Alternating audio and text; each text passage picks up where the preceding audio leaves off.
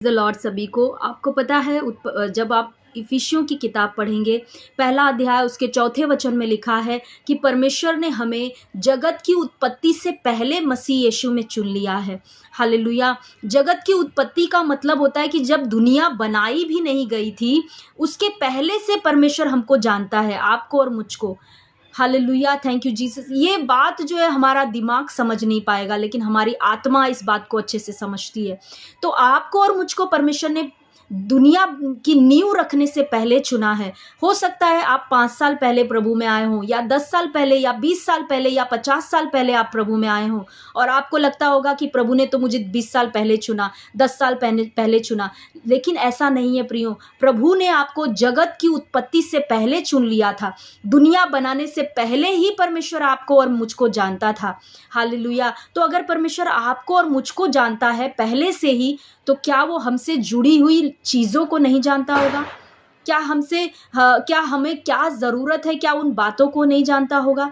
वो हमारे मांगने से, हमारे सोचने से, हमारे समझने से पहले ही जानता था कि हमें क्या क्या चीज़ों की ज़रूरत है। और इसीलिए प्रियो, उसने सारी चीज़ों को हमारे जीवन में, सारी चीज़ों का इंतज़ाम पहले से ही कर दिया है। अगर आज आप अपने बेटे की, अपने बेटी की, या अपने पति पत्नी की, या अपने घर परिवार की, या अपने पैसों के बारे में चिंता कर रहे प्रियो, तो याद रखें, परमेश्वर ने आपको जगत की उत्पत्ति से पहले चुना है। तो ये सारी चीज़ें उसने पहले से ही देखी थी। हालेलुया। और सारी चीज़ें उसके कंट्रोल में हैं। बस हमें उसके ऊपर विश्वास करना है और धन्यवाद करते रहना और कहना है, पिता, अगर तूने मुझे दुनिया की उत्पत्ति से पहले चुना है, तो पिता, तू मेरे बच्चों को भी पहले से जानता है। तू मेरे पति को, मेरे घर को भी, सब कुछ तू जानता था पहले से ही, कि मैं किस घर में रहूंगी, मेरे बच्चे कौन होंगे, मेरा पति या पत्नी कौन होगा।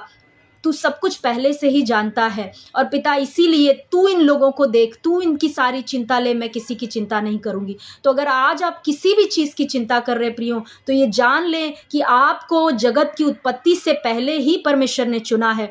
सारी बातों को उसके ऊपर डाल दे, क्योंकि उसको पहले से ही सब कुछ पता है और वो आपके जीवन में भला करना जानता है। लेकिन क्योंकि हम अपनी कोशिशें करने लगते हैं, अपने कामों से हम कुछ करते हैं, अपनी चिंताओं को बीच में लाते हैं, इसीलिए हम परमेश्वर को अपने जीवन में काम करने का मौका नहीं देते हैं।